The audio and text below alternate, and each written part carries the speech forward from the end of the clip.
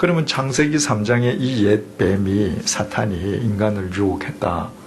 그러면 이 사탄의 정체는 대체 뭐냐는 거예요. 사탄은 어떻게 존재하게 되었느냐는 거예요. 여러분들은 어떻게 알고 계십니까?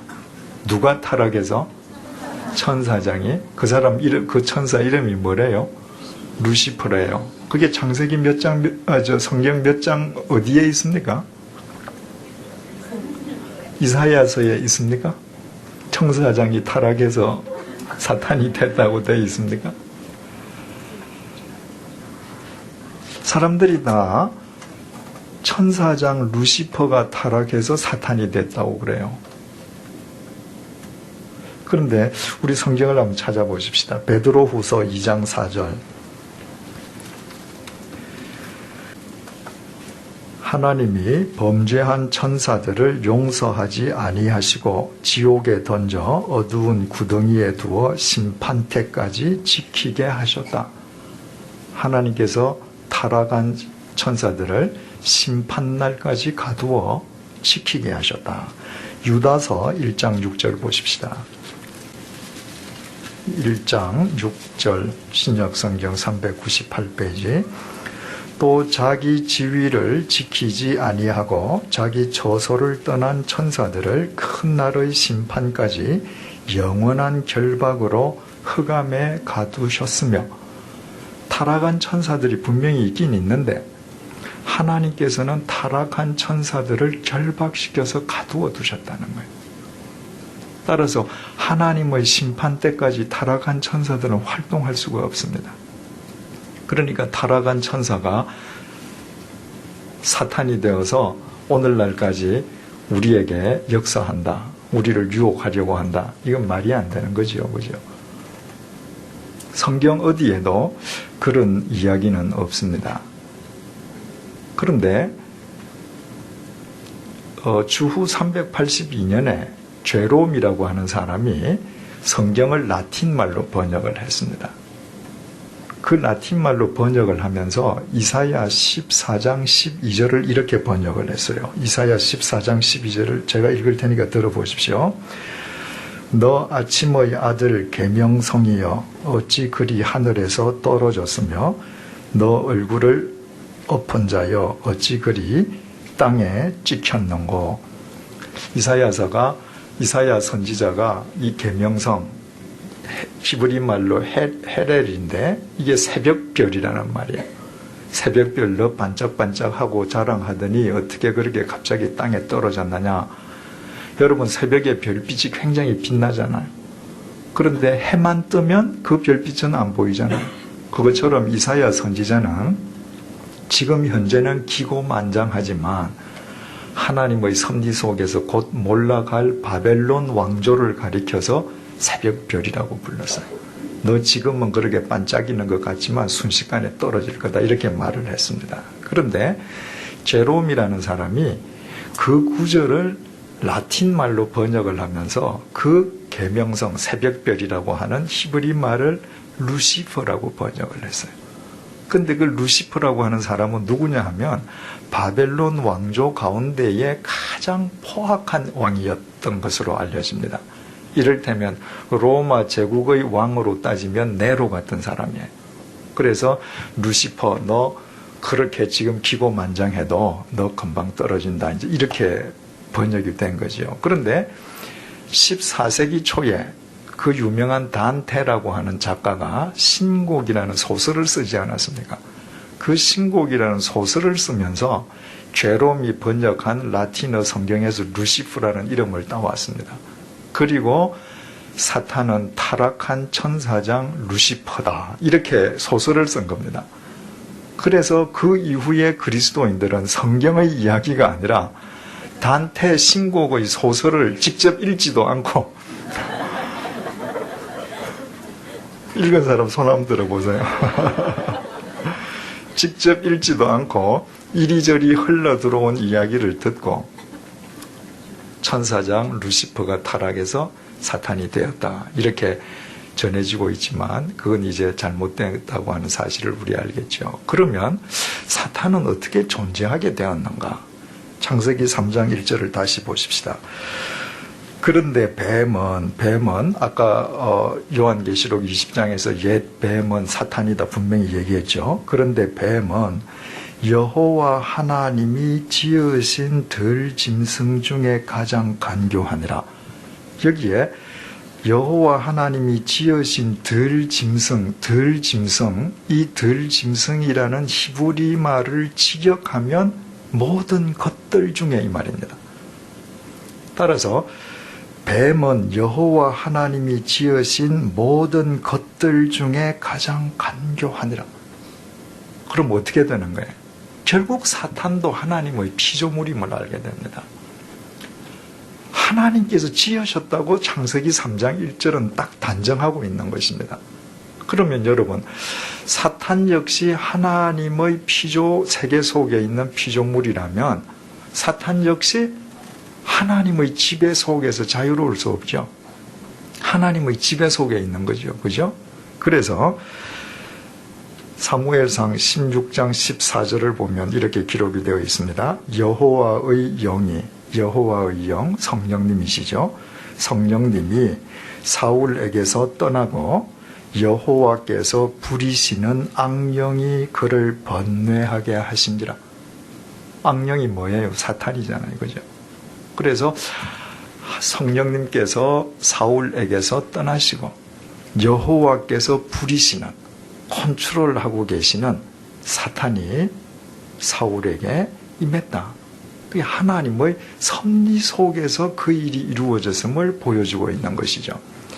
예수님께서 이 땅에 오셔서 그리스도로서 공생애를 시작하실 때 제일 먼저 광야에서 40일 동안 사탄의 시험을 받으시잖아요. 유혹을 물리치고 이기시잖아요.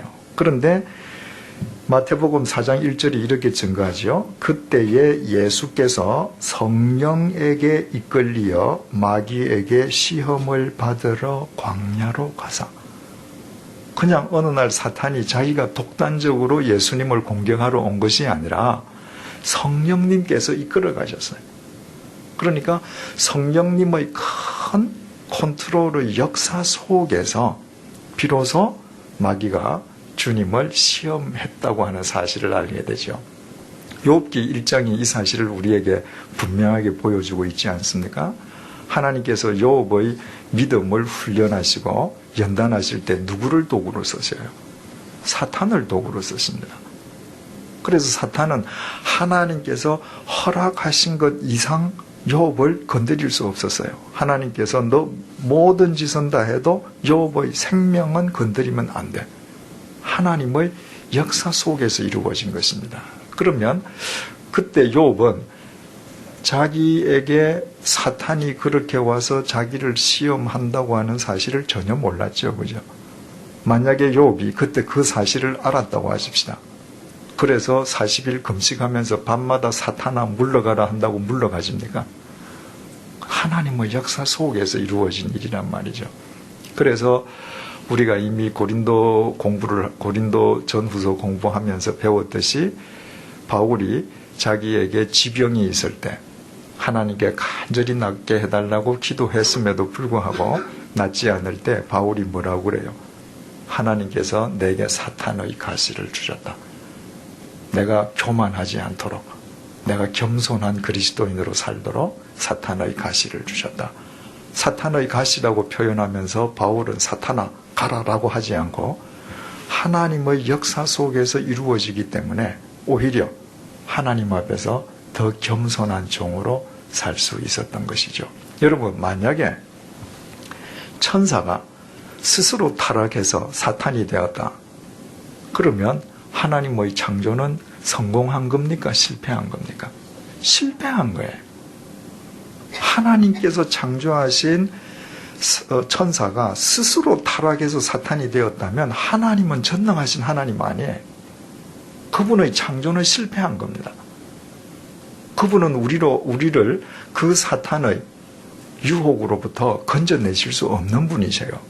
그런데 하나님께서는 사탄을 본래 그렇게 간교한 존재로 만드셨습니다. 그 사탄이 천사를 타락해 하고 그 사탄이 인간을 타락시켰던 것이죠. 그렇다면 여기에서 이제 우리 근본적인 질문이 제기돼요. 왜 하나님은 사탄을 만드셨는가?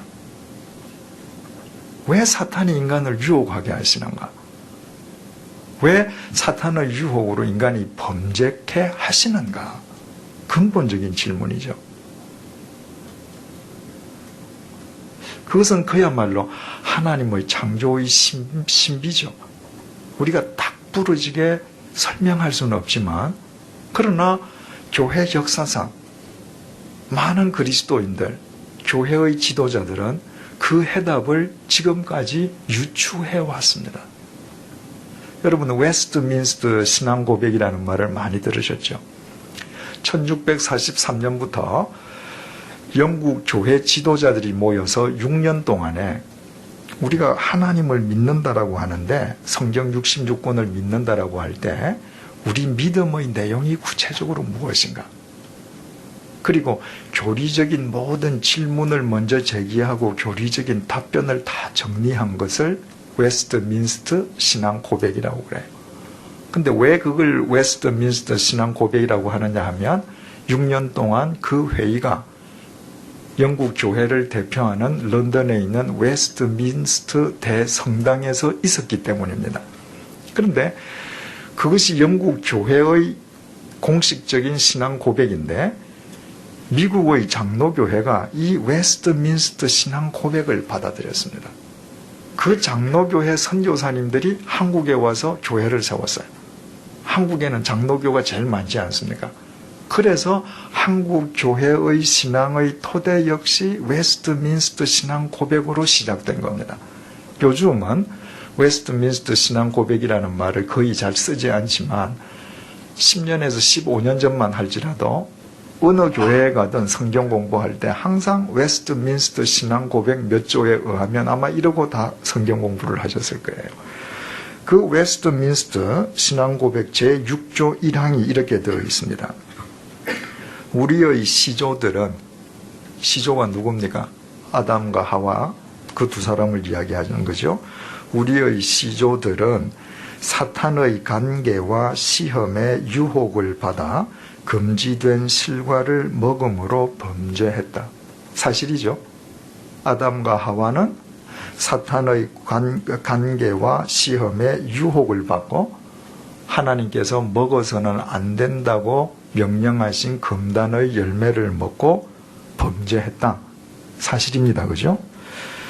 하나님께서는 그들이 범한 이 죄를 그의 지혜롭고 거룩한 계획을 따라 기쁘게 허용하셨는데, 아시겠습니까? 하나님께서는 사탄을 만드시고 그 사탄이 간계를 부려서 당신이 창조하신 인간을 범죄케 하는 것을 당신의 지혜롭고 거룩한 계획을 따라서 기쁘게 허용하셨다는 거예요. 왜 허용하셨는가? 이는 그것을 명령하시어 그 자신의 영광을 드러내시기로 이미 계획하셨기 때문이다. 그 모든 과정을 통해서 궁극적으로 하나님 당신의 영광을 드러내시기 위함이었다는 것입니다. 계몽시대에 알렉산더 포프라고 하는 신학자가 있었습니다. 그 신학자는 이렇게 말을 했습니다. 그림의 어두운 부분이 그림의 전체 구도에 기여하듯이, 그림을 그리는데 밝고 빛나는 물감만으로 그림을 그릴 수 있겠습니까? 짙은 물감도 써야죠. 검은 물감도 써야죠. 그림의 검은 부분이 전체 그림에 있어서는 꼭 필요하단 말이죠. 그래서 그림의 어두운 부분이 그림의 전체 구도에 기여하듯이 악도 하나님의 영광을 드러내는 데 기여한다. 하나님의 큰 틀에서 볼 때 악 역시 악이 있음으로 해서 하나님의 영광을, 바꾸어 말하면 하나님의 선하심과 하나님의 사랑과 하나님의 은혜를 더 뚜렷하게 보여준다는 거예요. 이것은 포프 한 개인의 의견으로 그치는 게 아니라 어거스틴을 비롯해서 마틴 루터, 칼뱅, 위대한 신학자들은 다 이런 생각을 갖고 있었습니다. 하나님의 절대 주권을 절대로 믿는 신학자들은 이와 같은 생각을 갖고 있었습니다. 왜냐하면 그들은 항상 전체적인 틀을 갖고 있었거든요. 그 전체적인 틀 속에서 하나님께서는 당신이 누구신지를 분명하게 드러내시기 위해서 사탄이 있게 하시고 악도 있게 하셨다라고 이해했던 것입니다. 우리가 하얀 분필로, 하얀 펜으로 칠판에 글을 쓰는데 이 하얀 데는 쓸 수 없잖아요. 검은색이든 초록색이든 배경이 짙어야 하얀 글씨가 뚜렷해지듯이 하나님의 사랑과 은혜와 영광은 악과 사탄의 그 사술 속에서 더 두드러져 보이게 된다는 것입니다. 자, 우리가 이런 식으로 한번 이해를 더 계속해서 키워나가 보십시다. 골프 치시는 분들은 잘 아시겠습니다만은 골프장에 가면 벙커라는 게 있습니다. 가는데 중간중간에 모래 웅덩이가 있어요. 그게 왜 있어야 됩니까, 여러분? 그거 없으면 파란 잔디가 좀 보기 좋습니까? 골퍼들이 훨씬 더 치기 쉽지 않겠습니까? 골프장에 가서 벙커만 보면 이해가 안 돼요. 왜 여기에 모래가 있어야 하는지. 그러나 높은 데서 골프장의 큰 틀을 놓고 보십시오. 그 벙커가 있음으로 해서 골프를 치는 사람들은 더 정교하게 칠 수밖에 없어요. 그것을 피해가기 위해서는 기량을 키울 수밖에 없단 말이죠. 그런 벙커에 빠져도 볼을 끄집어낼 수 있게끔 되기 위해서는 보통 실력을 가지고는 안 된단 말이죠. 더 훈련해야 된단 말이죠. 그러면 모래 웅덩이만 보면 여기에 왜 있어야 되는지 도저히 이해가 안 되지만 골프장 전체의 큰 구도를 놓고 보면 벙커야말로 골퍼들의 실력을 길러주기 위한 대단히 중요한 도구 역할을 하고 있다는 사실을 알게 됩니다. 또 이렇게 우리가 한번 생각해 보십시다. 부자 아버지가 있습니다. 어릴 때부터 자식이 용돈 달라는 대로 돈을 줬습니다. 그 자식이 돈의 귀함을 알겠습니까? 모르죠. 여러분, 돈의 귀함을 모르고 돈 속에 있으면 돈 때문에 타락하는데 그때는 길이 없습니다. 그렇죠? 돈의 귀함을 모르고 돈에 둘러싸여 살면 돈 때문에 반드시 타락하는데 그때는 인생 자체를 망친단 말이죠. 그래서 어느 날 아이고 내 자식을 잘못 키웠구나. 아빠가 뒤늦게 알았습니다. 어떻게 해야 될까요? 돈 안 줘야죠. 그 자식이 30살이든 40살이든 정말 돈의 가치를 알 때까지는 돈을 안 줘야 합니다. 그러면 이미 버릇이 나쁘게 했던 자식 같으면 아버지한테 와서 칼부림을 하는지도 모르죠. 거기에 넘어가면 안 되죠. 그 자식을 바로 세우려면 그 자식이 알 때까지 돈을 주면 안 돼요. 그런데 더 지혜로운 아버지는 어떻게 하겠습니까? 어릴 때부터 계속 돈을 주다가 그 자식 다 망친 뒤에 뒤늦게 후회하면서 돈을 안 주고 서로 불화를 일으키기보다 지혜로운 아버지라면 어릴 때부터 자식으로 하여금 돈의 가치를 알게 해주겠죠. 어떻게 해야 돈의 가치를 압니까? 가난을 경험하면 돼요. 그래서 제가 알기로는 미국에서 뜻있는 부자들은 자기 자식이 방학 때가 되면 먼 지방에 가서 혼자 떨어뜨리고 온다 그러죠. 여러분, 미국 대륙이 동서가 5,000km잖아요. 그게 서울, 부산의 10배보다 더 멀단 말이죠. 가령 동부에 있는 부자 아버지 같으면 고등학교 다니는 자식을 방학 때 서부에 가서 데려다 놓고 떨어뜨리고 그냥 가는 거죠. 너 혼자서 5,000km 오라는 겁니다. 구걸을 하든 어디에 쓰레기통을 뒤지고 먹든 걸어오든 아르바이트를 하든 방학 끝날 때까지 집에 오라는 겁니다. 그런 훈련을 받으면 그 자식의 생각이 달라지겠죠. 그죠? 이렇게 누군가는 걱정할 수 있어요. 야, 그러다가 그 자식 큰일 나면 어떡하냐? 괜찮아요. 왜? 아버지는 그 자식이 SOS만 치면 구할 수 있는 능력이 있는 아버지거든요. 언제든지 내가 가서 데려올 수 있습니다. 그렇기 때문에 너 혼자서 해보라는 거예요. 바로 돈의 가치를 알려주기 위해서는 가난을 경험하는 것보다 돈의 가치를 더 정확하게 아는 길은 세상에 없단 말이에요. 여러분, 선의 의미를 알지 못한 채 선 속에서 인간이 타락하면 거기에도 길이 없습니다. 내가 누구로부터 선한 대우를 받는데 이것이 선이라는 것을 깨닫지 못할 때 오히려 전혀 예상 밖의 역현상이 일어나는 거예요. 하나님께서 왜 사탄을 있게 하시고 왜 악을 있게 하셨는가? 바로 그 속에서만 하나님의 선하심과 하나님의 사랑과 인간에 대한 하나님의 은혜가 얼마나 크고 아름답고 위대한지가 비로소 정확하게 투영되게 되는 것입니다.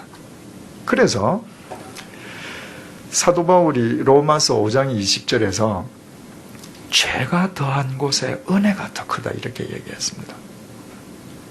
여러분, 예수님의 십자가를 한번 생각해 보십시오.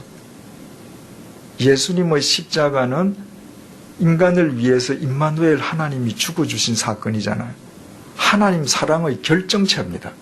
그런데 예수님께서 인간을 위해서 십자가 위에서 돌아가실 때 그 예수님을 죽게 만든 방법은 인간이 행할 수 있는 방법 중에 가장 악한 방법이에요. 산 사람을 못 박아 죽이는 겁니다. 그래서 그 십자가를 보고 우리가 하나님의 사랑을 느낀다라고 할 때 하나님의 사랑만 보려고 하면 안 보입니다. 아무리 십자가를 여기에다 놓고 예수님의 사랑 해도 우리가 설교 한번 듣거나 찬양을 부를 때 잠시 감동할 수 있을런지 모르지만 하나님의 사랑만 보려고 하면 안 보여요. 느꼈다가 곧 잊어버립니다.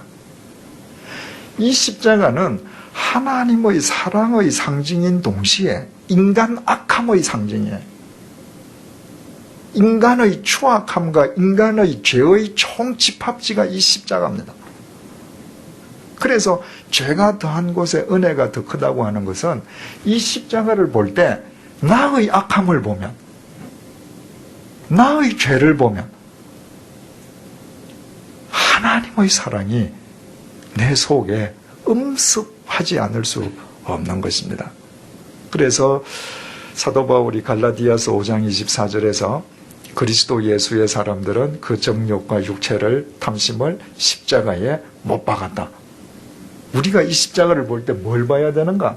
예수님께서 내가 손으로 지은 죄, 머리로 지은 죄, 다리로 지은 죄, 몸뚱이로 지은 죄를 죄값을 대신 치르시기 위해서 돌아가셨기 때문에 예수님을 보기 전에 여기에 못 박혀 있는 내 죄를 봐야 돼. 이런 죄까지도 주님께서 다 값을 치러주셨구나. 그때 하나님의 사랑이 두드러져 우리 마음속에 각인되지 않을 수 없는 것이죠. 그렇다면 내가 하나님의 은혜를 더 크게 경험하기 위해서 오늘부터 죄를 좀 지어야 되겠다. 이게 가능합니까? 로마서 5장 20절에서 죄가 더한 곳에 은혜가 더 크다고 했던 사도 바울이 곧 이 질문을 제기하잖아요. 로마서 6장 1절 2절을 이렇게 이야기합니다. 그런즉 우리가 무슨 말을 하리요? 은혜를 더하게 하려고 죄에 거하겠느냐? 그럴 수 없느니라. 죄에 대하여 죽은 우리가 어찌 그 가운데 살리요?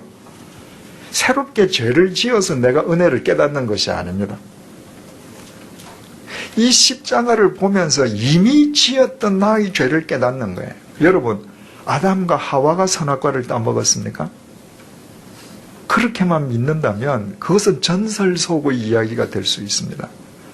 하나님의 명령을 범하고 금단의 열매를 먹었던 장본인은 나예요. 주님께서 그 내 죄를 위해서 못 박히신 겁니다.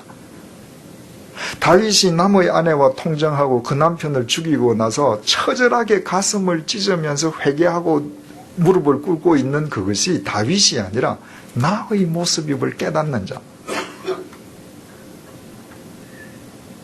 로마 군병이 예수님을 못 박은 것이 아니라 내가 그리스도인이라고 하면서 내 손으로 망치를 들고 예수님의 손에 못을 받고 발에 못을 받고 예수님의 허리에 창을 찔렀던 나의 죄가를 깨닫는 사람.